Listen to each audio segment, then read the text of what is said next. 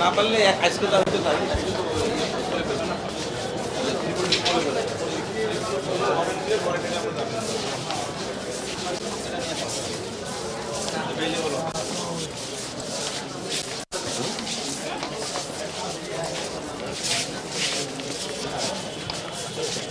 বললাম তো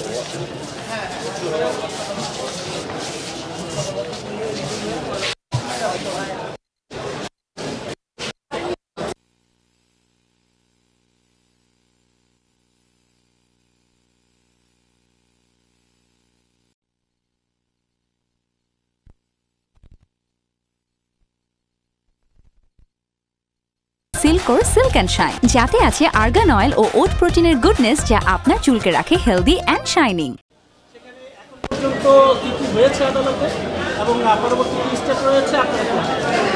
ধন্যবাদ। প্রথমে আমি বলতে চাই, সাধারণত দেখা যায় যে পরকীয়া অথবা স্ত্রী চলে যাওয়া এবং বিশেষ করে ডিভোর্স না দিয়ে চলে যাওয়া, এই সমস্ত ঘটনায় সাধারণত পুরুষরা আদালতে আসতে চায় না। সামাজিক লাজ লজ্জার ভয়ে, যে অন্যরা বলবে যে ওনার স্ত্রী চলে গেছে, নিশ্চয়ই কোনো সমস্যা ছিল, কি ছিল, বা এই লোকটা এমন কেন, তার ওয়াইফ চলে গেছে, মামলা করছে কেন, আরেকটা নতুন করে বিয়ে করে ফেললেই তো হয়। তো এটা হচ্ছে আমাদের সামাজিক দৃষ্টিভঙ্গি, কিন্তু এগুলো কিন্তু দেশের আইনে ক্রাইমও। তো দেশের আইনে যেগুলো অপরাধ, সেগুলির বিরুদ্ধে যদি আমরা কোর্টে না আসি, অন্তত কিছু এক্সাম্পল না থাকে, সেট না হয়, তাহলে তো এই দেশে এই ধরনের সামাজিক অরাজকতার সৃষ্টি হবে।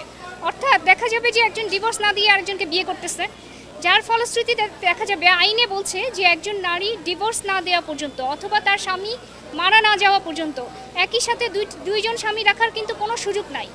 ছেলেদের ক্ষেত্রে তাও বিয়ের বৈধতা আছে, কিন্তু পারমিশন নেওয়ার প্রভিশনটা আছে, কিন্তু মেয়েদের ক্ষেত্রে দুইজন স্বামী রাখার যেহেতু সুযোগ নেই, এখানে আরও প্রশ্ন আসে, পরবর্তীতে সন্তান হলে এই সন্তান কার, সেই বিষয়গুলির জটিলতাও কিন্তু রয়ে গেছে। এখন একজন যদি ডিভোর্স না দিয়ে আরেকজনকে বিয়ে করে, এভিডেন্স অ্যাক্ট অনুযায়ী যার বিয়েটা বৈধ, সন্তান তার, তাহলে এখন যদি ওনার সন্তান না হয়, উনি কি মেনে নেবেন যে ওনার সন্তান হিসেবে? সেটা কিন্তু সম্ভব না। তো এই যে জটিলতাগুলো, এই যে সামাজিক অরাজকতাগুলো, সামাজিকভাবে যে এই যে নৈতিক অবক্ষয়গুলো, সেগুলির জন্য কিছু কিছু এক্সাম্পল সেট হওয়া খুব প্রয়োজন। এখানে আমি প্রথমেই রাকিব হাসানকে ধন্যবাদ জানাই যে সে সততার সাথে এত বছর ধরে এবং ধৈর্যের সাথে মামলাটি চালিয়ে যাচ্ছে এবং কোর্টে সবার সামাজিক ভয় ভীতি ত্যাগ করে সে কোর্টে এসেছে। প্রথমেই সেই জন্য আমি মনে করি এটা একটা বড় পদক্ষেপ, যার ফলে এখন অনেক অপরাধীর মনে ভয় তৈরি হবে যে আমি যদি এরকম করি আর আমার হাজব্যান্ড যদি কোর্টে যায়, তাহলে হতে পারে যে আমাকেও বিচারের মুখোমুখি হতে পারে। একাধিক বিয়ে মানুষ করতে পারে, তবে সেই জন্য সুনির্দিষ্ট আইন আছে, সেই জন্য ইসলামিক আমাদের শরিয়া অনুযায়ী ডিভোর্সের প্রভিশন আছে। যদি স্বামী অত্যাচারী হয়, সেখানে ডিভোর্স দিতে পারে। এখন পর্যন্ত এই ধরনের কোনো বিষয়টি আমাদের মামলার ক্ষেত্রে প্রযোজ্য নয়। এবার আসি 2021 সালে আমাদের মামলা দায়ের করা হয়। এরপরে আদালত মামলাটিকে পিবিআইকে তদন্তের নির্দেশ দেন। পিবিআই প্রাথমিকভাবে 6 মাস ধরে তদন্ত করে সকল সাক্ষ্য প্রমাণ সহ প্রাইমারি তদন্তে আসে যে ওনারা যেই বিয়েটা করেছেন ডিভোর্স না দিয়ে, তামিমা সুলতানা, সেটি অবৈধ এবং সেইখানে পিবিআই তাদের বিরুদ্ধে চার্জশিট দেয়।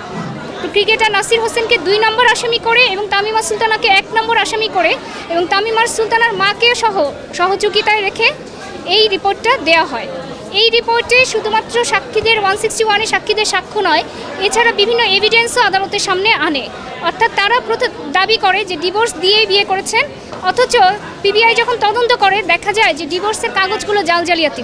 এবং আরও আশ্চর্যজনক বিষয় যে ওনারা যেই ডাক রসিদগুলি দাবি করেন, সেই ডাক রসিদগুলিও দেখা যায় যে ডাক বিভাগের নয়। ডাক বিভাগ এটা স্পষ্টভাবে জানিয়ে দেয়। 594 ধারায় 7 বছর পর্যন্ত, 468 ধারায়ও 7 বছর পর্যন্ত, 471 ধারায় 3 বছর পর্যন্ত, 497 ধারায় 5 বছর পর্যন্ত, অর্থাৎ ব্যভিচার যেটা, 498 ধারায় 3 বছর পর্যন্ত সাজার বিধান রয়েছে। তবে আসলে সাজা দিলে কত বছরের সাজা হবে, এটা আসলে আদালত নির্ধারণ করবে।